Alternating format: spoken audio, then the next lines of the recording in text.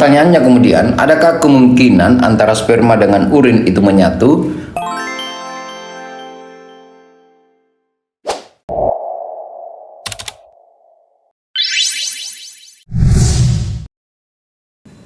Bismillahirrahmanirrahim. Assalamualaikum warahmatullahi wabarakatuh. Selamat datang kembali di channel ini, channel yang membahas tentang beberapa hal yang menjadi kebutuhan daripada para penonton tentang hal-hal yang berhubungan dengan anatomi fisiologi.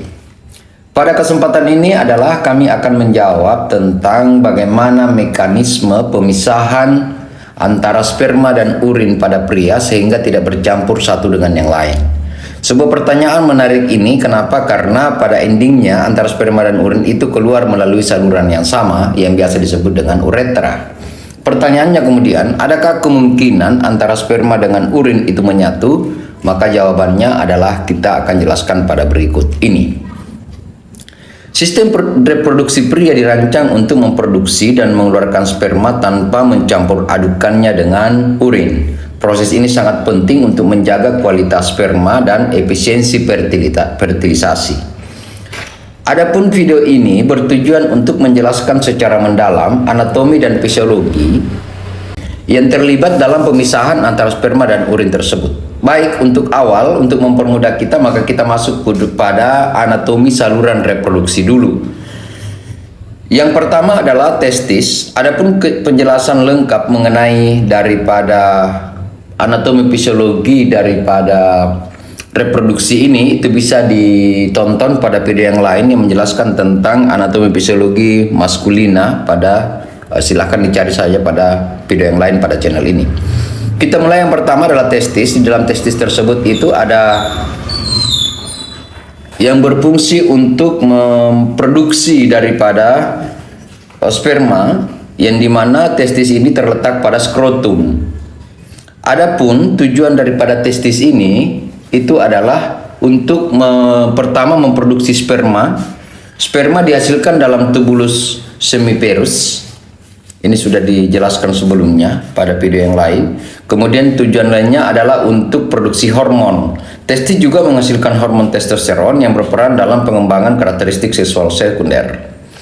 Setelah testis maka akan masuk pada epididymis.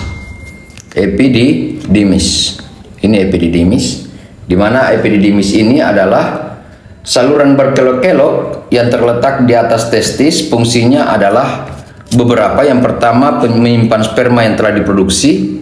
Kemudian yang berikutnya adalah pematangan, menyelesaikan proses pematangan sperma sehingga mereka siap untuk membuahi. Kemudian ada saluran berikutnya yang disebut dengan vas deferens. Vas deferens itu dia di dalam ini dia posisinya yang saya klik. Nah, ini adalah merupakan vas deferens. Adalah saluran yang mengangkut sperma dari epididymis ke uretra. Fungsi utamanya adalah transportasi sperma. Jadi dia yang mentransportasikan ke uretra. Tetapi sebelum sampai kepada uretra, maka saluran vas deferens tersebut itu akan masuk ke area ini yang disebut dengan vesika seminalis sebagai tempat untuk penyimpanan akhir. Jadi ada ampulla dulu, ampulla ductus deferens. Kemudian setelah itu akan disimpan pada vesika seminalis. Nah, setelah itu akan sampai dan masuk pada saluran akhir, yakni yang disebut uretra. Uretra adalah saluran yang akhir. Di sini dia salurannya, ini. Kemudian ada ini. Jadi di mana itu ada terbagi tiga sebenarnya, uretra prostatik melalui kelenjar prostat, di mana kelenjar prostat ini prostat yang saya tandai. Kemudian ada uretra membranosa, bagian terpendek yang melewati otot di sini. Kemudian ada uretra spongiosum. Uretra spongiosum yang ada pada spongiosum. Ini adalah merupakan korpus spongiosum. Jadi dia melewati area ini. Ini dia uretra. Nah, ketika proses ejakulasi, maka tahapan ejakulasi ada beberapa. Ejakulasi adalah proses kompleks yang melibatkan beberapa tahapan. Yang pertama adalah pengumpulan sperma. Sperma bergerak dari epididymis ke pars deferens. Epididymis yang mana tadi? Ini epididymis bukan? Ini epididymis. Ya kan? Setelah epididymis, maka bergerak ke atas. Ini karena ini tadi yang bagian kanan ini, maka kita ke ini pars deferens yang bagian kiri. Itu juga sama, salurannya berakhir ke sini. Sebelum masuk ke vesika seminalis. Pencampuran dengan cairan seminal. Jadi ada pencampuran cairan seminal yang terdapat pada vesika seminalis, di mana cairan tersebut adalah merupakan cairan dari kelenjar prostat dan vesika seminalis. Itu membentuk semen. Cairan ini memberikan nutrisi dan meningkatkan mobilitas sperma. Ingat bahwa cairan semen juga itu berfungsi untuk menetralkan daripada jalur uretra yang sepanjang ini, di mana dia lebih duluan keluar semen tersebut untuk membuat daripada alurnya tidak ada lagi urin setelah melewati uretra tersebut. Kemudian setelah terjadi ejakulasi atau saat terangsang, otot-otot di sekitar pars deferens berkontraksi. Yang mana pars deferens ini tadi? Karena ada banyak otot di sini berkontraksi, memaksa semen keluar melalui uretra.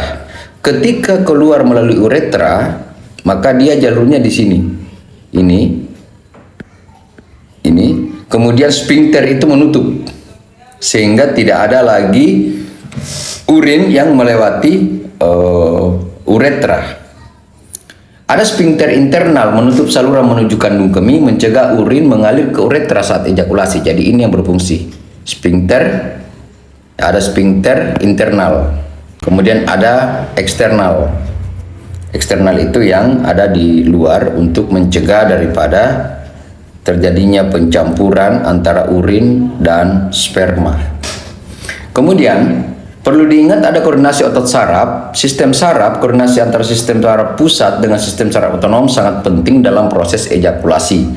Ada refleks ejakulasi, aktivasi neuron motorik menyebabkan kontraksi otot polos di pars deferens dan kelenjar prostat. Di mana prostat ini? Kemudian pengendalian saraf otonom, respons seksual melibatkan sistem saraf simpatik dan parasimpatik yang membantu dalam pengaturan fungsi seksual. Kemudian perlu diingat bahwa tidak akan pernah ada pencampuran antara urin dengan sperma karena keasaman berbeda. Kenapa begitu? Karena campuran urin memiliki pH lebih asam, dapat merusak sperma dan mengurangi kemampuan untuk fertilisasi. Sehingga dengan demikian tidak akan tercampur antara urin dengan sperma tersebut. Kenapa? Karena yang berfungsi adalah sphincter interna tadi dengan ductus ejakulatori yang ada pada saluran reproduksi tersebut, itu yang buka tutupnya tidak mudah, tidak semudah seperti ketika buang air kecil. Kenapa? Karena dia membutuhkan sebuah fase khusus untuk terbukanya daripada ductus ejaculatorius yang biasa kita sebut bahwa ketika misalnya ejakulasi, maka itu ada sebuah fase orgasme memuncak bagi seseorang yang melakukan aktivitas seksual tersebut. Nah, sehingga tidak akan ada jalur yang sama untuk bersamaan antara keluaran antara sperma dengan urin tersebut, dan tidak ada pencampuran satu dengan yang lain yang membuat terjaganya daripada kualitas sperma.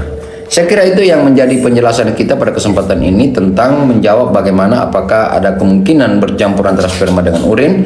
Ketika ada pertanyaan silahkan disampaikan pada kolom komentar. Terima kasih atas perhatiannya. Wassalamualaikum warahmatullahi wabarakatuh. Thank you.